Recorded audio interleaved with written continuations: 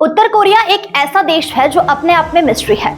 यहाँ के नियम कानून दुनिया से अलग है, यहाँ के लोगों की सोच भी अलग है और इसकी वजह है उत्तर कोरिया के सुप्रीम लीडर किम जोंग, जिनमें उनकी बहन किम यो जोंग ने उनका पूरा साथ दिया है। 2021 तक किम के साथ साए की तरह चलने वाली उनकी बहन किम यो जोंग को पूरा उत्तर कोरिया उत्तराधिकारी के रूप में देखा जा रहा है, लेकिन अचानक कुछ ऐसा हुआ कि किम यो जोंग लाइमलाइट से गायब हो गई। दावा किया गया है कि किम ने अपनी बहन के बढ़ते कद को देखते हुए नजरबंद कर दिया है और किम परिवार ने इस दावे का कभी खंडन नहीं किया। लेकिन 2022 में इस दावे की पुष्टि तब हुई जब पहली बार किम के साथ उनकी बेटी किम जू ए एक मिसाइल परीक्षण में उनके साथ नजर आई। दावे किए गए कि अब किम की उत्तराधिकारी उनकी बेटी जू ए होंगी, जो वक्त के साथ सच साबित होती गई और इस पर किम ने खुद मोहर लगा दी। लेकिन ये फैसला किम राजवंश में बगावत का कारण बन गया। दक्षिण कोरिया की खुफिया सेवा के डिप्टी डायरेक्टर रहा जोंग यिल का दावा है कि सत्ता के लिए किम की बहन अपनी ही भतीजी की जान की दुश्मन बन गई है। इस दावे की पुष्टि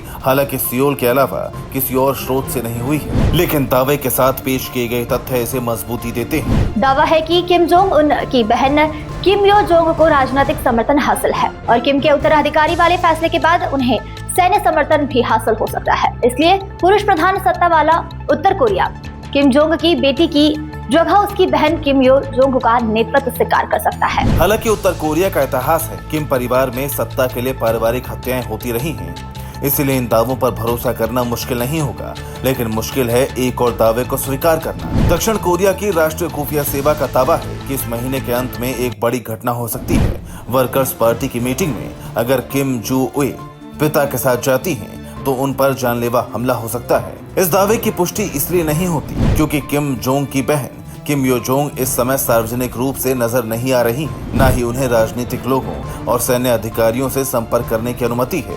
ऐसे में कोई घटना घटती है तो इसका मतलब साफ होगा कि किम यो जोंग के खेल में कई ताकतवर लोग शामिल हैं। Bureau report P24 news.